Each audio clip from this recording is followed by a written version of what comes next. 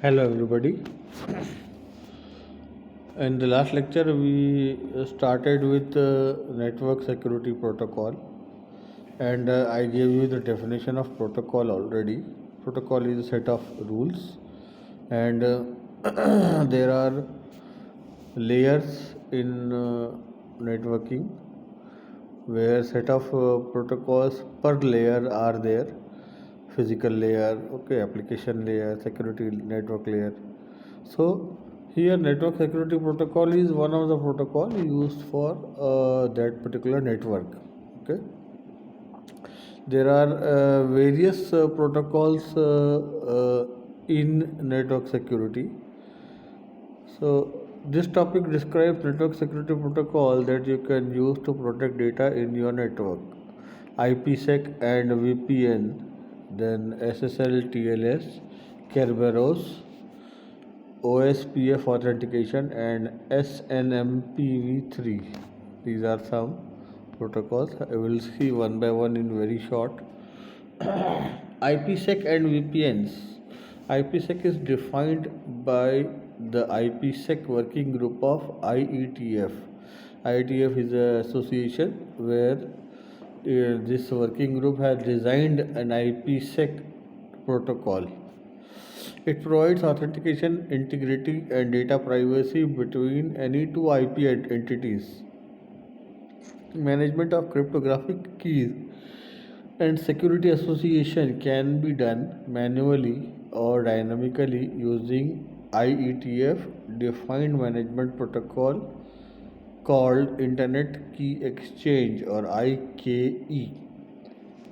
Here, actually, in last lectures, we have seen what is cryptography, what is cryptographic keys, and how we are required to manage those keys. And in one of the example, we have discussed like these keys are managed automatically by the software. These IP software, network softwares, protocols, they manage it. What is as it says, it provides authentication, integrity, and data privacy between any two IP entities. IP entities means Internet Protocol entities. Every component on this planet has its own unique IP address. And authentication, integrity, and data privacy between two IP addresses or two IP entities is managed by cryptographic keys. Okay. IPsec and VPNs. With IPsec, you can create a virtual private network, that is VPN.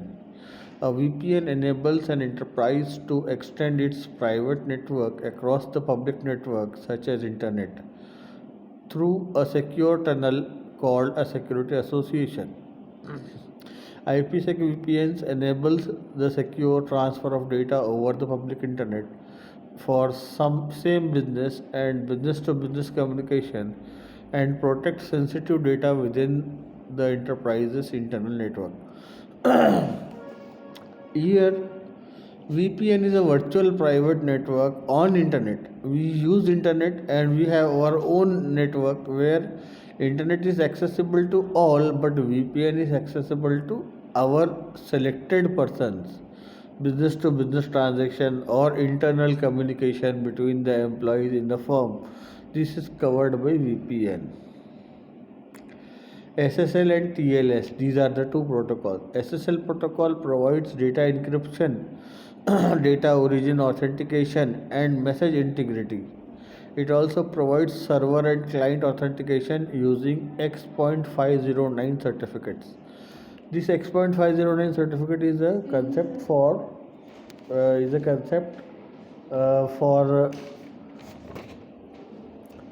uh, it's a X.509 is a certificate concept for some particular association. Okay, it's a type of standard. SSL begin with a handshake during which the server is authenticated to client using X.509 certificate. That means SSL begins with a handshake. Oh, now what is handshake? Normally, you know what we do when we meet someone We first of all make a handshake. We shake our hands. This is like, okay, now I have met you and you have met me, and now our conversation will start. So here SSL will begin with a handshake. When two networks will handshake each other using this X.509 certificate client, then it will be authentication. Okay, now this network understands another network and another network understands this network. Now there can be a data transfer. Next point, although the client can optionally be authenticated to the server during the handshake security sessions, parameters such as cryptographic algorithms are negotiated and session keys are created. Here, authentication and creation of session keys and cryptographic algorithms plays an important role.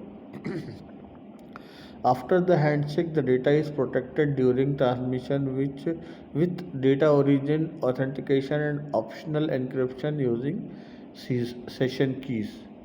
Session keys means, I said you in the previous lecture, the keys are generated for temporary basis for one session, one key, and then the key is discarded, or it's the lifetime of the key. Okay. SSL and TLS. TLS is based on SSL and defined by Internet Engineering Task Force IETF in RFC 22646 and 4346 and 5246. These are the standards. SSL is not defined by IETF. Actually, TLS is defined by IETF and SSL is used for TLS. Since TLS evolved from SSL, two terms are used interchangeably throughout the literature. When the specific TLS and or SSL protocol version is intended, it will be specifically noted. Okay. Now, next protocol in network security is Kerberos. Kerberos is network authentication protocol that is designed to provide strong authentication for client-server application using secret key cryptography.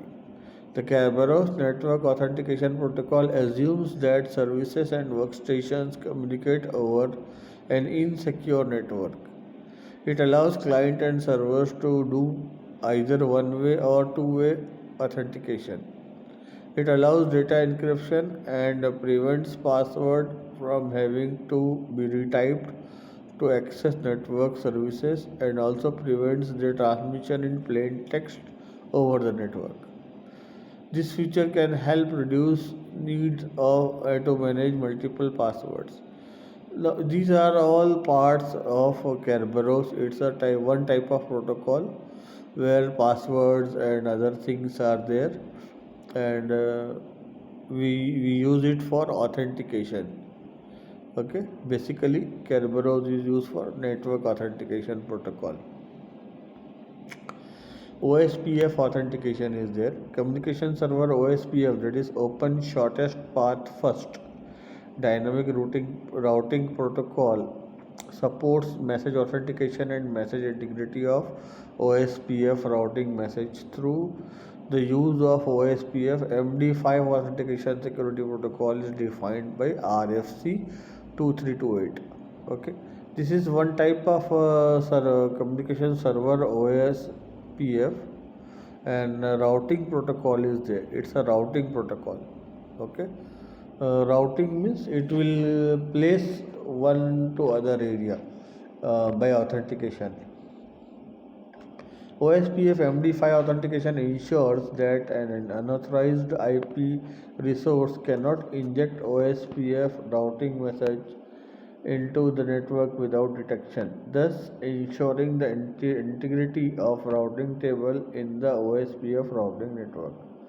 Now, routing network or routing layer, actually there is one layer where the routing takes place in the network, and here this protocol comes for authentication.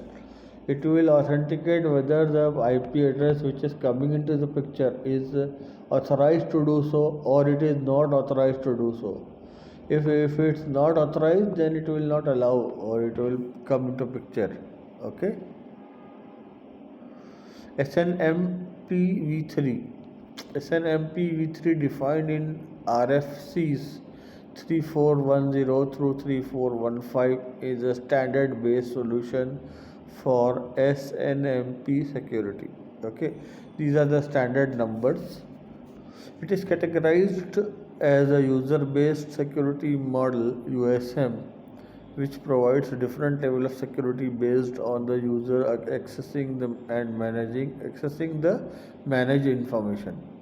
To support the security level, the SNMP-v3 framework defines several security functions such as USM for authentication and privacy and view-based access control model VACM, which provides the ability to limit access to different objects on a per user basis, and the use of authentication and data encryption for privacy.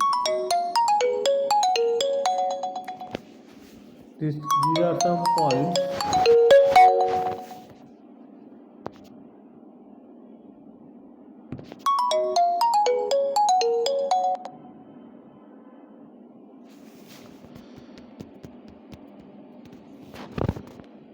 These are some points. Sorry, there was a disturbance. To support this function, okay, where we were, fine. To support the security level, the SNMPv3 framework defines several security functions. Okay, we have seen this.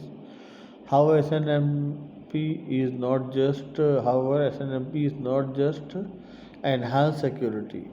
It defines an architecture for SNMP management framework with an intent that pieces of architecture can advance over time without requiring the entire structure to be rewritten.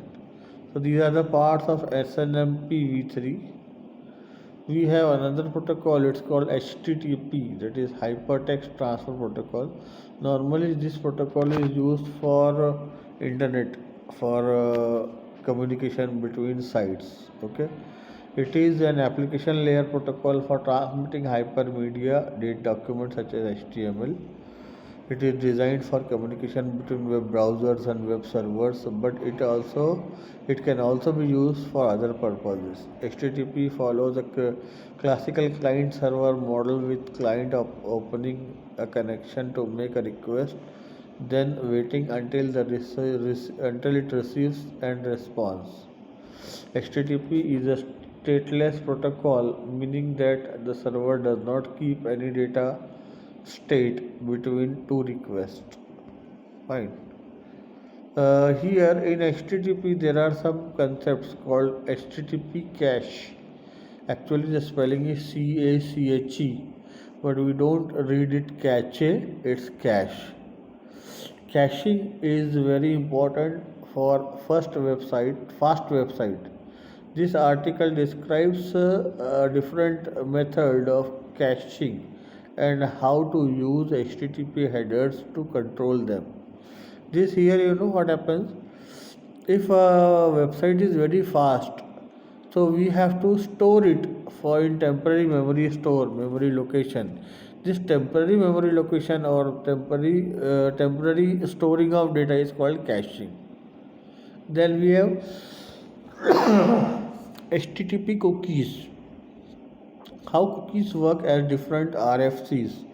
When serving an HTTP request, a server can send a set cookie HTTP header with the response. The client then returns the cookie value with every request to the same server in the form of cookie request header.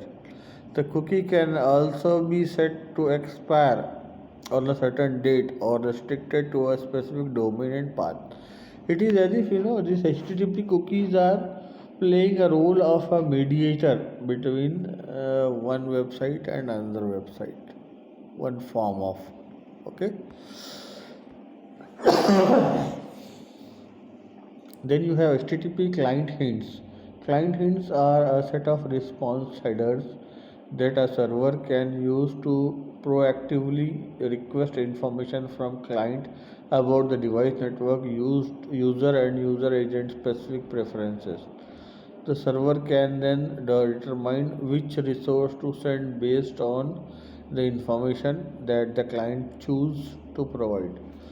Here the client hints, they are proactively requesting the information and they are user agent specific, so they hint over the specific requirement of the client over the network, over the devices. Okay. What is a firewall? Firewall is a network security device that monitors and filters incoming and outgoing network traffic based on organizational previously established security policies. It is at its most basic, a firewall is essentially a barrier that sits between private internal network and public internet. A firewall's main purpose is to allow non-target threatening traffic in and to keep dangerous traffic out. It's a type of wall, it's a type of software which helps only required data to get in and other malicious data has to be out. So that's why we use firewall. There are some types of firewall like pocket filtering. Different small pocket data is filtered. Proxy service where network system security protection is there using filtering message. Stateful inspection is there where dynamic pocket filtering method is there and it will be using for network pockets. Then next generation firewall, we have deep pocket in packet inspection firewall with application level inspection. These are types of firewall. What do firewall do? Firewall is necessary part of any security architecture and takes the guests out of host level protection and entrust them to your network security devices. Firewall and especially next generation firewall focus on blocking malware and application layer attacks along with the integrated intrusion prevention system. These next generation firewalls can react quickly and seamlessly to detect and react the outside attackers access to whole network. They can set policy to better define your network and carry out quick assessments to detect invasive or suspicious activities like malware and shut it down. So these are some functions of firewall. Like what firewall do? It checks malware and it protects the system from any invasive device attacks. So in the next lecture we will see the public key infrastructure. Thank you for today.